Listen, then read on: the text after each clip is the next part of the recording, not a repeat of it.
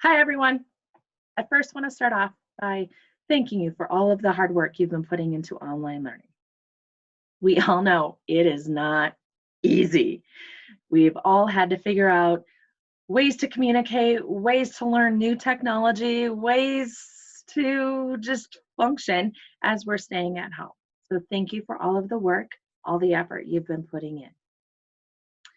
There is one element, though, we want to share with you regarding the virtual learning plan of Albany County School District, and that is the pass-fail grading option. So again, this is an option, but all high school students have the option of continuing to earn their current A through F grade, or instead earning a pass-fail grade. Now, to kind of understand what a pass-fail grade means, it's important to understand what a regular grade means and how that affects a cumulative GPA. So by cumulative GPA, we are talking about the grades that a student has earned throughout their high school career. That cumulative GPA is assigned by looking at points in correspondence to a letter grade. So for example, if you've earned an A in a class, that's 4 GPA points. A B is 3, C is 2, and a D is 1. So I'm going to give you an example of how I would calculate a student's cumulative GPA. So we have a student here. They're enrolled in 4 classes, and these would be the grades that student earned for first semester, 3 C's and 1 D. We calculated GPA by assigning GPA points to each grade. So English with a C is 2, math 2, continuing on. We take those GPA points and we add them together, which would be 7. And then we divide that by the number of classes we're looking at, in this case 4.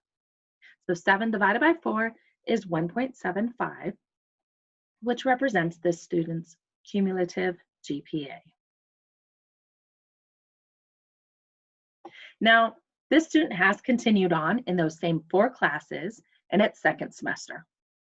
So for second semester, this student has earned a B in each one of their courses.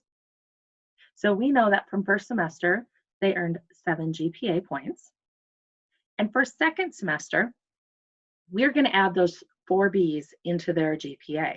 So that's 3 plus 3 plus 3 plus 3.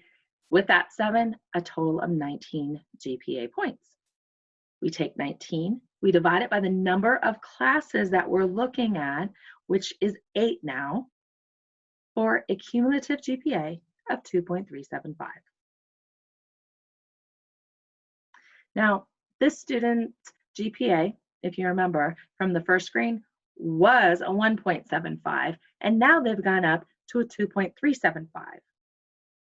So, looks like with this example, online learning, pretty successful with this kiddo. They're probably pretty proud of how they've come out of this with their B's. That student might want to keep their letter grades for second semester. So now let's look at a second student. Now, our student number 2, they're in the same 4 classes. First semester, they earned 2 A's and 2 B's. Do the same process. That's a 4, 4, 3, and a 3. Add them up, 14 GPA points. We divide 14 by 4 classes to come up with a 3.5 cumulative GPA. So second semester comes. They did pretty well in 3 of their classes, earning A's. That's pretty darn good, right?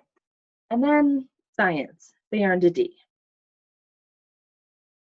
So if we remember, first semester, that student earned 14 GPA points, and then we add in second semester's GPA points.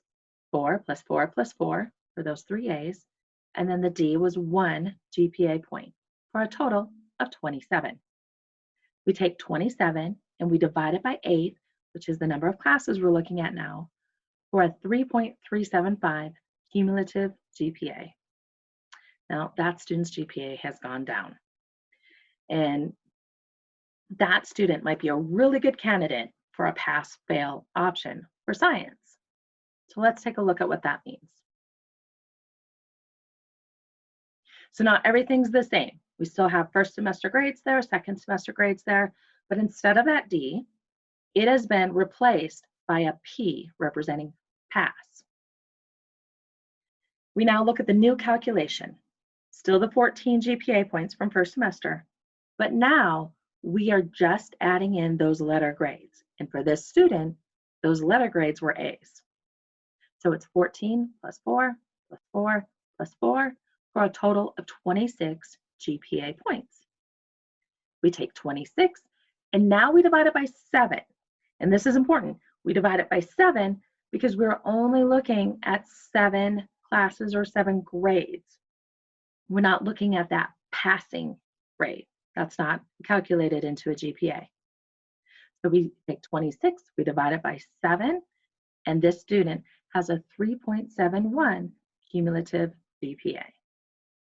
Now, this student might go, yeah, that's a better choice for me.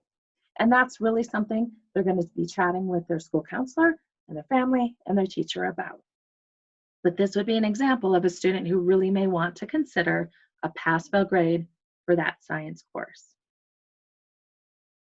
So many things to consider when looking at a pass-fail grading option. For one, a pass is not figured into a cumulative GPA. And as you saw in that second example, that really helped that student. If we were to look at the first student, they were happy with their grades, right? A pass does mean you are still awarded credit for the course. So if I were looking at the credit count for student number 2, they still earned credit for second semester science.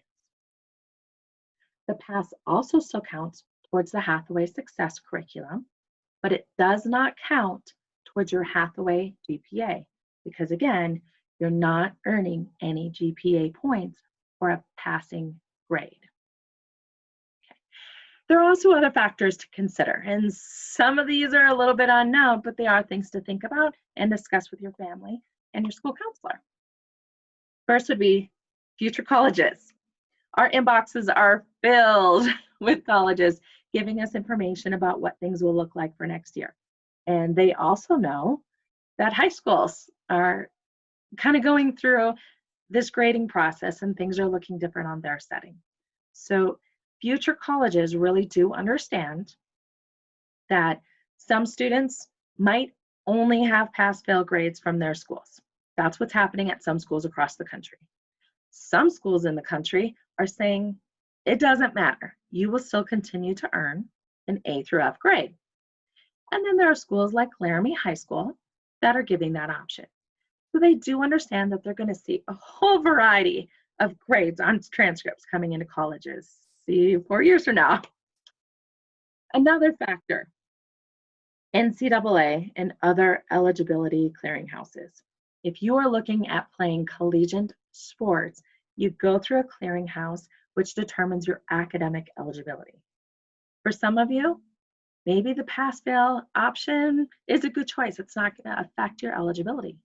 For others, maybe you want a letter grade because it will help your eligibility. That's one more thing to think about as you work with your school counselor. And one more thing to think about would be weighted grading. Albany County School District does not use a weighted grading process. However, some colleges do look at weighted grading when they're determining admission. And the Hathaway does look at a weighted Hathaway GPA. So for example, if you've earned an A in your AP Lit, that's really going to help you. The same with a B, that's going to help you too. So these are just different factors to work through with your school counselor, and we can really work with you one-on-one to help you come up with a good choice for you. And that's why this last slide is very important. If you are interested in a pass-fail grading option, you need to work with your high school counselor. You can find our web address right on the Albany County School District, link it through Laramie High School, and we're the second tab. And if you scroll down, all of our emails are right there. But students, please chat with your teachers, chat with your family, and then come chat with us because we're here to help. Well, that's all I have for you today, but please stay safe, Plainsmen, and please know we really, really miss you guys. Take care.